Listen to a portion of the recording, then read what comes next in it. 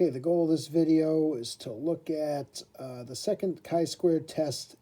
It's basically, this is going to be our last procedure that we have time for.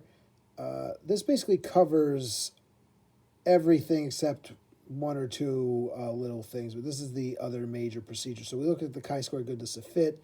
If you can do this chi-squared independence test, just so you're aware, there's another test called the chi-squared test for homogeneity. It's the same test as this. The only difference is, and if we had more time, we'd go through it. The difference is how the sampling is done, but the procedure is exactly the same. So if you do go on and take another statistics course and they talk about a chi-squared test for independence, well, that's what I'm talking about. Here, if they also talk about chi-squared test for homogeneity, it's actually mathematically the same exact test. So this will cover both of those tests. And basically between those three, the chi-squared test for goodness of fit, the chi-squared test for independence, the chi-squared test for homogeneity, those are all the big chi-squared tests that you were supposed to learn in this unit, so or in the course. So keep in mind that this covers that other type in case you ever run into it. If you don't take any more statistics, well, then you don't need to really worry about it, but just trying to be as transparent as possible for you, all right? So this is the last major procedure, and this is going to actually connect back to near the very beginning of the year.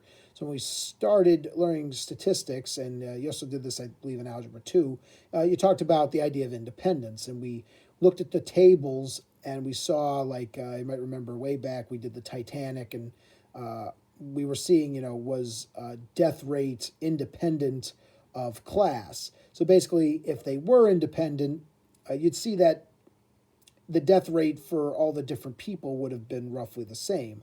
But it's known on the Titanic that wasn't the case. Wealthy people, first-class people, were more likely to survive than third-class people. So we say that class wasn't independent of, or death wasn't independent of class. All right.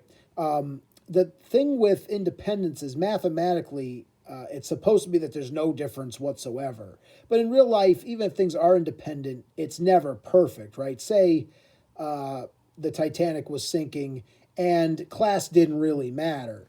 Just through natural variation, there might be still at least a small difference, right? Like maybe 30% of the third-class people die, and maybe then 31% of the first-class people survive. You wouldn't think necessarily that was because they were favoring the rich people, but because it was 1%, it could have just been natural variation. So we kind of fudged it in the beginning of the course when we did this. What I mean by fudged is we said that if it was close to exact, we said it was independent, or if it was exact, if they were significantly different, then we would say that they were independent. But it's always bad math to have a wishy-washy thing where we just kind of look and guess. So this test actually tells us if things are, or I guess it doesn't prove it, but it gives us intuition or gives us a pretty strong idea as to whether things are independent or not. So if there's a little variation, the chi-square test will still tell us they're independent, but if the variation gets to be too much, the chi-square test will start to sort of send a warning sign to us and go, these probably aren't independent. So it's a way for us to make a decision about something that's not perfectly dead-on independent. Should we still call it independent or not? So it's a more precise way of measuring what we think is happening. All right, so let's just get to it. Always good to have an example. So my example here, it's real data that had to do with a college and the different majors. So to keep it easy, stuck to the classic for school majors, English, math, science, and social science. So basically, they looked at people in the big four core subjects, and these were graduates. Graduates with their bachelor's degrees. So they finished 4 years, and they asked them what was their goal, or what were they going to do after they got their degree. So the three options that were given them were they were either going to go get a job, they were going to go on and do grad school, so go do more college, because that's always fun, or do something else other. So maybe, I don't know, who knows what other is, but basically if you're not getting a job, you're not going to grad school, I don't know, maybe they're going to the military, maybe someone wanted to just be a parent and, live off their rich spouse, whatever. Whatever they decide to do, for some reason, they're not doing the other two things. All right. So they asked them this, and they asked each group. So the English people were sampled, and there were 669 of them, and they broke up as follows, right? 379 are getting a job, 186 are going to grad school, and 104 are doing something different. Then they asked people who majored in math. There were 666 of them, and they broke up this way. And they asked the science people, and they broke up this way. And then I guess there were the fewest social science people, and they broke up like this. So here are the totals overall of, and here's the totals for each subject, and here are the totals for each answer, and then here's the total overall. So 2,096 people were asked at this college. All right. So the question is, are decisions independent of what your major is, or is the major somehow having an effect on what you're deciding to do? It's hard to tell from just looking at the numbers because, these numbers are all different. I mean, this is lower than the rest, so clearly, there's more people who want a job in English. There's also more people who want to go get a job in social science. This number's less because this number's less. What we're looking for with independence would be, number one, are these roughly the same breakup, right? Say, I don't know what the percentage is, but it's a little more than half. Say a little more than half of people are getting a job, going for a job that are English. Is that also true of the science people? Is that also true of the social studies people? Now, to be truly independent, they'd have to be exactly the same proportion. Once again, we're allowing a little bit of natural variation here. Like the social science people are around 50%, so are the English people around 50%. So that may point to the fact that, it doesn't really matter whether you're science or English major, you want a job at the same rate. But it's hard to tell all this because if you look at some of the other things, like, for example, here with science, the difference between grad school and other is a lot, where over here it's not quite as stark. So the bottom line is it's hard to tell by looking at this, is your decision after you get your degree independent of what subject you majored in. So we're going to have an exact way of testing this. It's called the chi-squared goodness of fit test. All right. So with the chi-squared independence test. The chi-squared independence test is going to tell us whether this data is independent or not, right? Do all these different majors tend to make the same decision, or are they making different decisions, right? Are they different enough that we think that the major is affecting in some way? Once again, may not be causing it, but somehow associated with the decisions that they're making. All right, so let's see how we go about doing this. I changed these to percentages to give us a better idea of what's going on. By putting in all out of 100%, it makes it easier to do the comparison. So from here we see they're clearly not perfectly independent, right?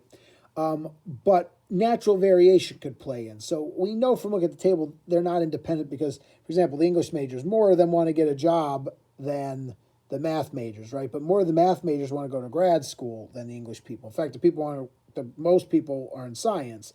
Maybe they're doing it because they need to or they want to, who knows? There's also a clear difference. I said the science others definitely lower than the English other and the math other.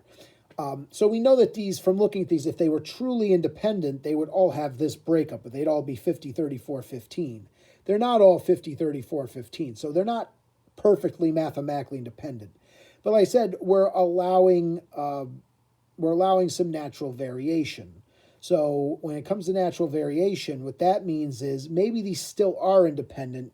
These numbers are just kind of off from here, but they're not that far off enough for us to question them. And just looking like at the English majors, it's not terrible, right? They're off by 6%.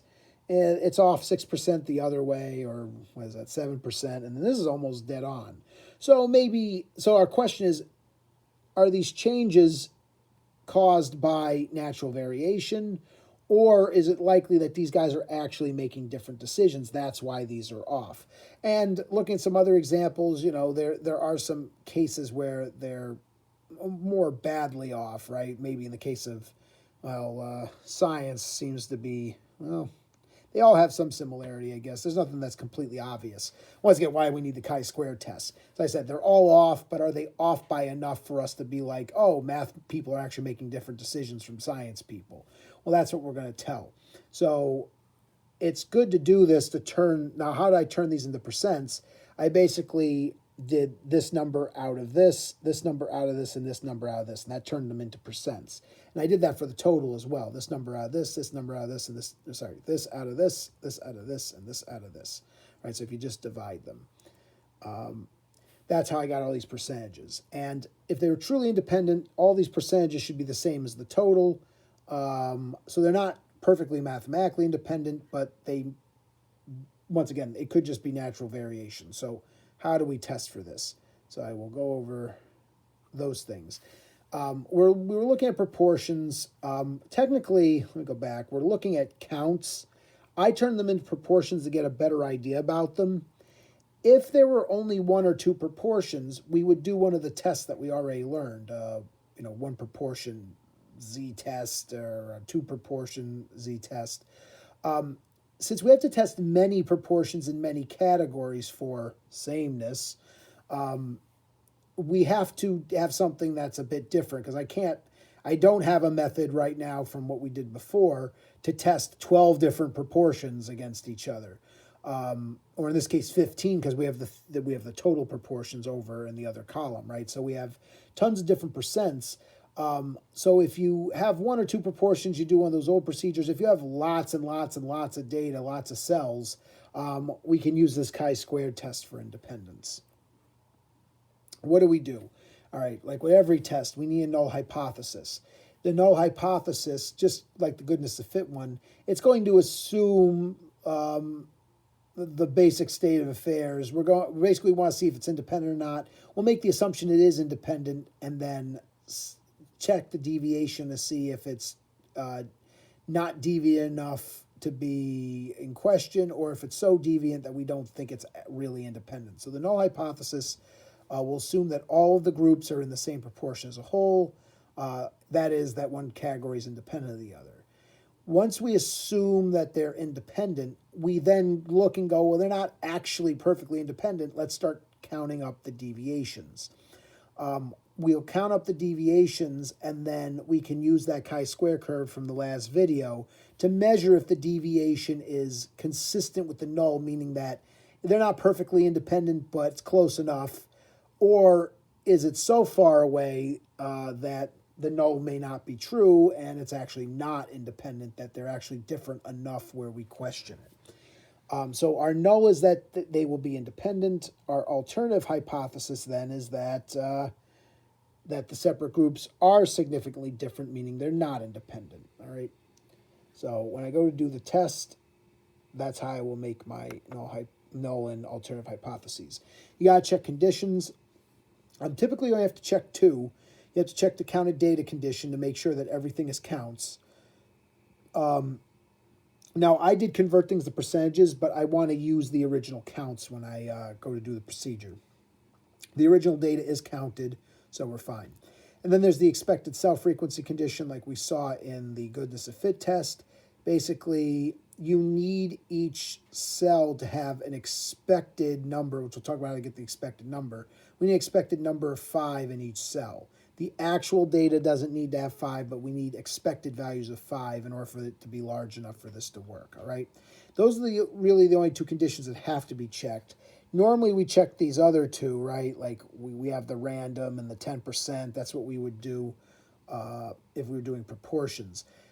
Usually we don't have to check these because we just want to check the group within itself. So it says these usually do not have to be checked because we want to just check the group itself and not generalize it to the population. So we're just checking it internally.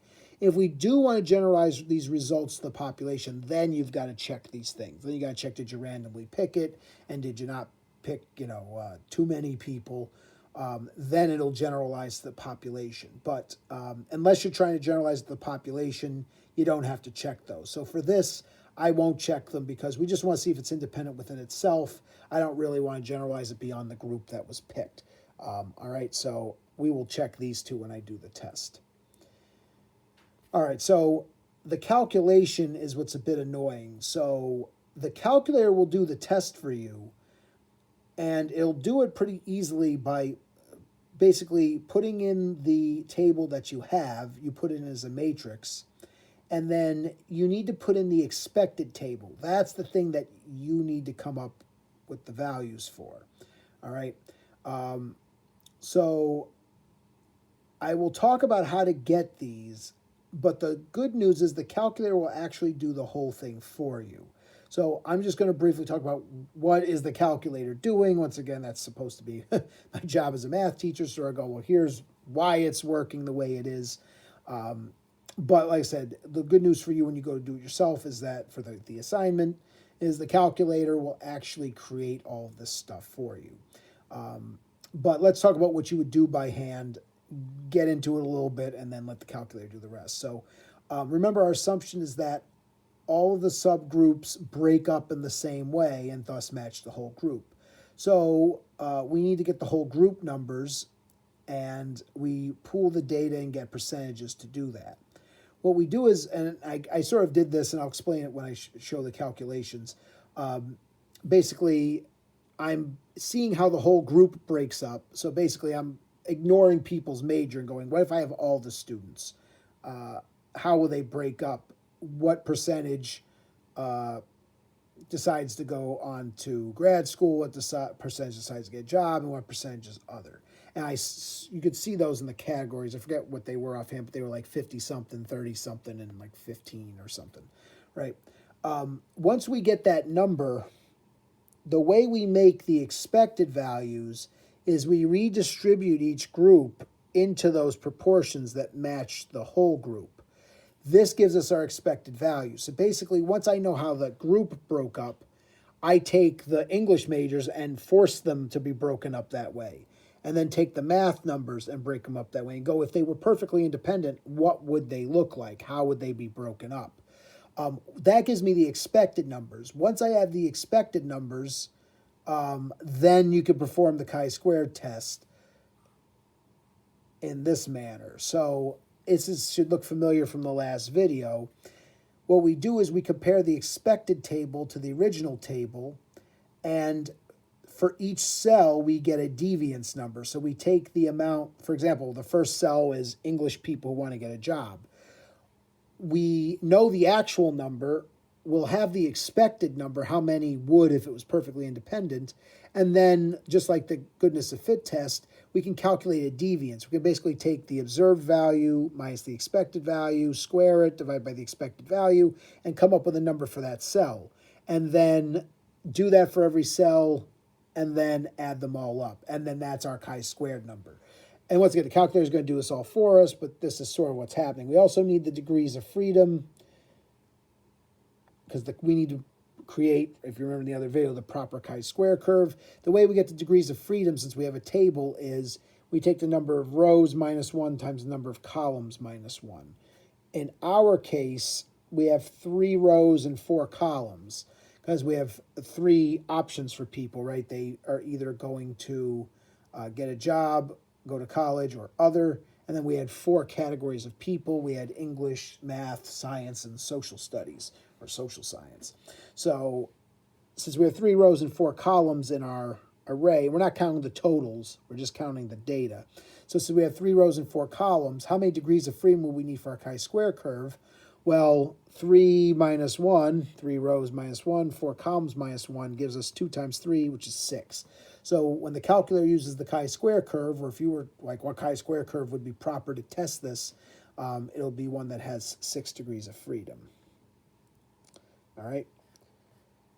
So then the calculator is going to do this for us. I'll talk a little bit about this, but basically we need this previous calculation. How do we perform the redistribution so we make our expected value table? We'll have our actual table. How do we make the expected value table? So here's how you make the expected value table. You total these guys up, and you figure out how the percentage that they broke up by. So with the totals, this is ignoring people's major. This is everybody's decision all pooled together. So how do I get the percentages? Well, I take 1052, divide by 2096, then take 722, divide by 2096, and 322, divide by 2096. That breaks everybody up into these three categories. So overall, 50.2% wanted to get a job. 34.4 wanted to go to grad school, and 15.4 did something else. If the data was perfectly independent, everybody would break up this way. So let's look at the English majors, for example. Let's see if I can get all the data on here at once. How would I make the expected numbers is I would take this number and break it into the same proportion. So how can I do that? I will take this 669 and multiply it by these as percentages. So this is 50.2%. I'll put 0.502. So I'm going to take this 669 and go, well, how many of them would be expected if they were perfectly independent? How many would be expected to get a job? Well, 669 times 0.502 gives me 335.838. Don't worry about the decimal of people. I'm going to have a decimal, so I can't get a perfect 335 people, but this is if it was perfectly independent. What should happen is this entry should be 335.383. So that's my expected value, and I would keep doing that. So I would make a new table with these new expected values. I have it pre-made. I'll show you where a couple more come from. So how would I get this one? Well, basically 34% of these people should be in here. So if I take the 669 and multiply it by 34.4%, or that number, 230 of them should be in this box. There's 186, but there should be 230. Then how many others should there be? Take this number, multiply it by 15.4%. So I'm going to take 669 times 0.154. That gives me 103 people. So if this was perfectly independent, instead of having 379, 186, and 104, it would have 335, 230, and 103 roughly. All right, those are my expected numbers. Now, if I want expected numbers for this, I would go ahead and do this again, except for math, I would use the 666 number. So I would take 666 and multiply it times 0.502.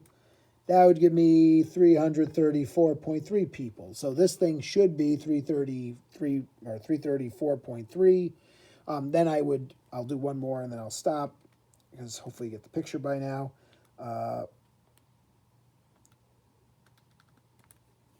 So the grad school math people, this is how many should, if they were purely independent, 229 would want to do that, and so on. So you go and do this for every single thing. Now, the good news is the calculator will do this for you. I'm just showing you what the calculator does. And I'll show you how the calculator does all this. I'm going to split this into two videos. So I'll show you the second part, basically how to get all the answers. But that's the table that is the expected values. So notice I did it all and I get the expected table. So if we compare the two, this is the actual data. This is what would be expected if it was perfectly independent. So our goal now is then to do the second part, which once again, the calculator will do everything, but the second part is to get the deviance numbers. So is to do this part. So once again, I'm not going to do this for every cell. It would take forever. This is why a calculator does it.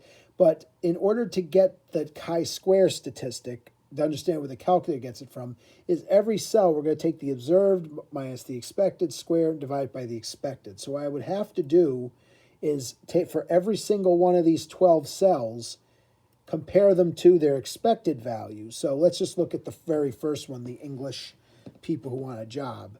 You would have to take the observed number, 379, subtract from it the expected number, square that, divide it by this number, and that would give you the deviance for this cell. Then you're going to do that for every single other one. You're going to get the deviance for every cell. There's going to be 12 deviance numbers. You're going to add them all up. That gives you your chi-square test statistic. And then that thing gets tested on, it gets placed on the chi-square curve. The chi-square curve is made with 6 degrees of freedom. whatever number we get here, we'll throw it on that chi-square curve and get a p-value, and then the p-value will tell us the results of our test. So if the p-value is high, we won't reject. If the p-value is high, that means we're sticking with the fact the null hypothesis is independence. We'll think it's independent. If the p-value is very low, we'll reject the null. We won't think that the data is independent, which means that major is having an effect in some way on the decisions, all right?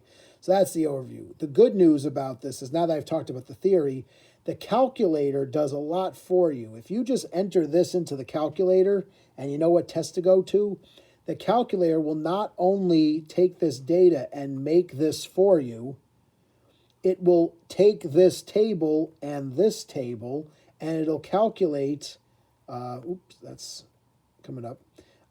It'll calculate the deviance in every single case, come up with the chi-square test statistic. It will know what degrees of freedom to use and build the correct curve, and it'll just give you the p-value. So if you're able to, if you can follow what I'm doing here when I enter it, if you can just enter this into a matrix, the calculator will do, for calculations, the calculator will do the rest of the work for you. It will do everything and come up with the p-value. From there, you just have to be able to make a conclusion. So what you're going to need to do is you have to come up with the, the hypotheses. You'll have to come up with the hypotheses. You'll have to check the conditions. You'll have to enter this matrix and then let the calculator do all the rest of the work for you. Basically, everything I just explained, the calculator will do, and it'll come up with a p-value. Then you need to come back, use your brain to say, well, the p-value will either have me accept or reject, or I should say accept, fail to reject, or reject the null hypothesis, and then you can make a conclusion from that. Either they're independent or not. So I'm going to break this video into pieces because it's a bit long. So in the next video, what I will do is show you how to enter this into the calculator and how to interpret the p-value. So we finally know, is this independent or not? So basically, is major affecting people's decisions or is it not, right? So if it's not, they're independent. If major is having some kind of effect, once again, we don't say dependent. We don't know if the major's causing the difference, but we know the major somehow associated with the difference. So we'll find that out, all right? So that's the concept. Like I said, in the next video, we will look at this and answer the question. I will do the full out. Basically, we'll do this part. I'm going to show you the entire test. All right, so that'll be in the next video. It'll be attached, so go watch that. And unless you want to go take a break first, go get something to eat. All right.